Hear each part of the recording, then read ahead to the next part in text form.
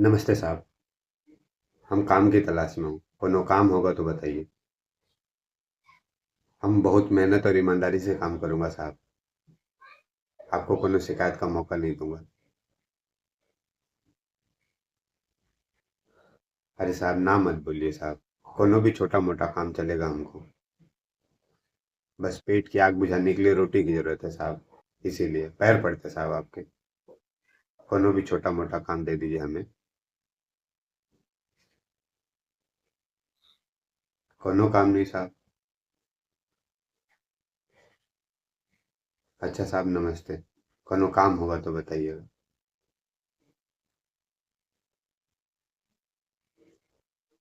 क्या कहा साहब आपने? ब्लडी इलिटरेट फूल। गवार बेवकूफ कहीं का। यही ना साहब? सही कहा आपने। बेवकूफ तो हम हैं।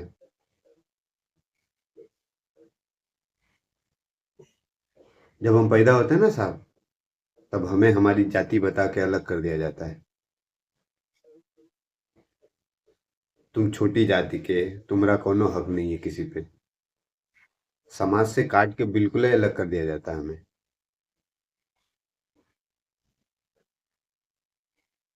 और सरकार कहती है ना कि रोटी, कपड़ा, मकान, स्वास्थ्य और शिक्षा पे सबका बराबर अधिकार है। झूठ कहती है साहब।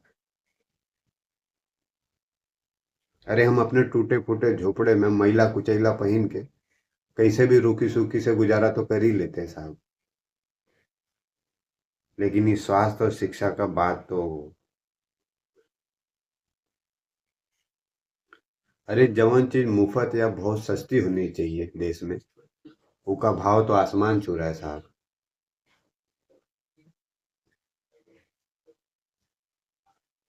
हाँ, कहने को अस्पताल और स्कूल बनाए हैं सरकार हमारे लिए, लेकिन उनकी हालत किसी से छिपी तो नहीं है साहब। सब ही को पता है। अरे कोनो भी टूटे फूटे मकान को अस्पताल का नाम दे दिया जाता है। और वहां जाओ तो पता चलता है कि डॉक्टर साहब तो आए ही नहीं है। वहां का चपरासी वहां का करता धरता बना हुआ है। ना सही इलाज मिलता है और ना ही दवाई। और स्कूल के तो का ही कहने साहब। वहाँ जो शिक्षक लोग हैं ना, सब ऊंची जाति का। जब आता है तो बुझाता ही नहीं है कि शिक्षक आ रहा है। लगता है कोनो बड़ा बाबू साहेब आ रहा है।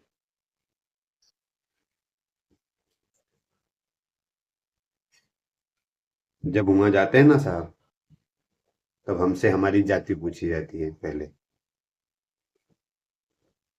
और फिर निर्णय किया जाता है कि हम उनके स्कूलों में पढ़ेंगे या घरों में और उनके इनके खेतों में काम।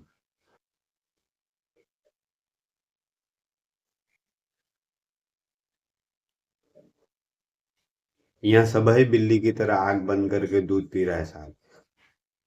और उनको लगता है किसी को पता ही नहीं है कि पर्दा के पीछे क्या खेला हो रहा है। हम ठहरे बेवकूफ। अपने हक के लिए लड़ने के बजाय लोगन का जुल्म सहते हैं। सब कुछ भाग्य और भाग्य विधाता के भरोसे छोड़ के जानवर और कीड़ा मकोड़ा की तरह जिंदगी बसर कर रहे हैं साहब। जाने कब अकल आएगी हम सबन को। हम सब ही बेवकूफ हैं साहब। अच्छा, नमस्ते।